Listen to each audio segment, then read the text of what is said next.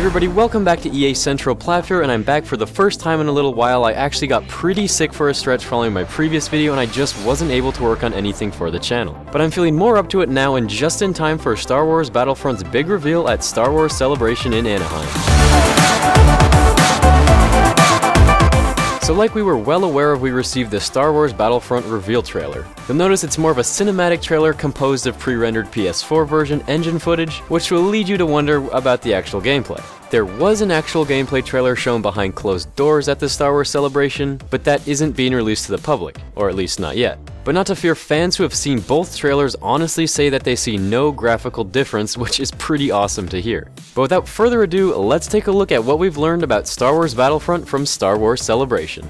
So first off, the official reveal date for the game has been announced, November 17th, 2015 in North America, which is exactly 1 month before Star Wars Episode 7, the movie, comes out. The game will be coming out on November 19th in Europe and on November 20th for those of you in the UK. Microsoft has said that Xbox One owners will have the opportunity to play the game early before everyone else via EA Access. Moving on, we've learned that the first of multiple DLC packs for Star Wars Battlefront will be free for everyone with the game and will arrive on December 8th. The DLC is called Battle of Jakku, and if you pre-order the game, you'll get early access to it on December 1st. The DLC includes 2 maps that are set in the quote, pivotal moment when the New Republic confronted key Imperial holdouts on the remote desert planet in the Outer Rim. Taking place in the aftermath of the Rebel victory in the Battle of Endor, players will experience the events that created the massive, battle-scarred landscape of Jakku shown in the Star Wars Force Awakens. It's set 1 year after the assault on Endor, so the DLC will connect the Return of the Jedi to the Force Awakens, and is the only way Star Wars fans will be able to take a look in at the time and experience the battle that set the stage for the setting we've seen in the movie teasers, which is really cool.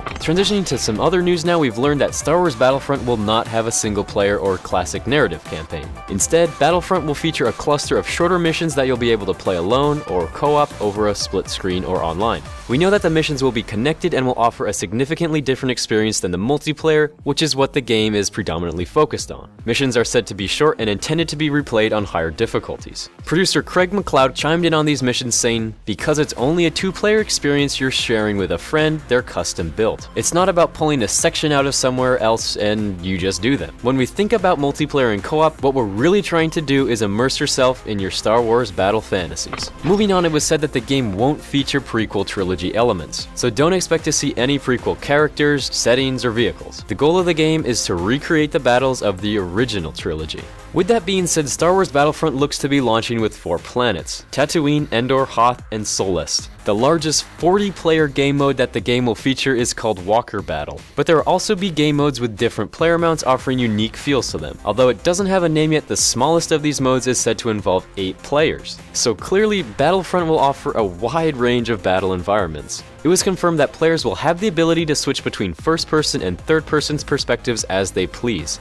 There isn't a class-based system in Battlefront, as it will instead feature a partner system in which you can spawn together and share weapons. You'll be able to customize your Rebel Alliance or Galactic Empire characters' gender, armor, weapons, and abilities within certain constraints. Darth Vader and Boba Fett are confirmed to be in the game and playable, and design director Nicholas Grace has said about Darth Vader that you can storm in as the Dark Lord himself. You can wield a lightsaber. You can force choke the Rebel scum, which is fun. Basically, you are the boss of the battle. This means that you, as Vader, can lead your team to victory if you play well. However, Darth Vader and Boba Fett are 2 examples of clothing and armor options that you won't be able to use to customize your character with. Those guys are just too special. We also know that you'll be encountering other characters from the movies such as C-3PO and R2-D2. Last bit of news that I'm going to be passing along in this video is that the game won't feature space battles. DICE has said that they want to focus on, quote, planetary battles. But don't worry, there will be dogfights with TIE Fighters, X-Wings, and the Millennium Falcon, as McLeod has said that although it's all about the epic planetary battles and getting that right, fighting with X-Wings, TIE Fighters, and the Millennium Falcon, we have that. It's taken in the atmosphere. And aside from those 3 flying vehicles, speeder bikes, snow speeders, AT-STs, and AT-ATs are all confirmed to be in the game as well. So there you have it. I hope you guys enjoyed this video and found some of this stuff pretty interesting. I'm curious to hear your thoughts down below in the comments, and let's see how fast we can get this video to 100 likes. My first video is already on its way to 200 likes, so I'm sure you guys can get this one on its tail. Be sure to subscribe to EA Central for coverage on EA's hottest upcoming titles, and once again, this has been Plav, and I'll see you guys later.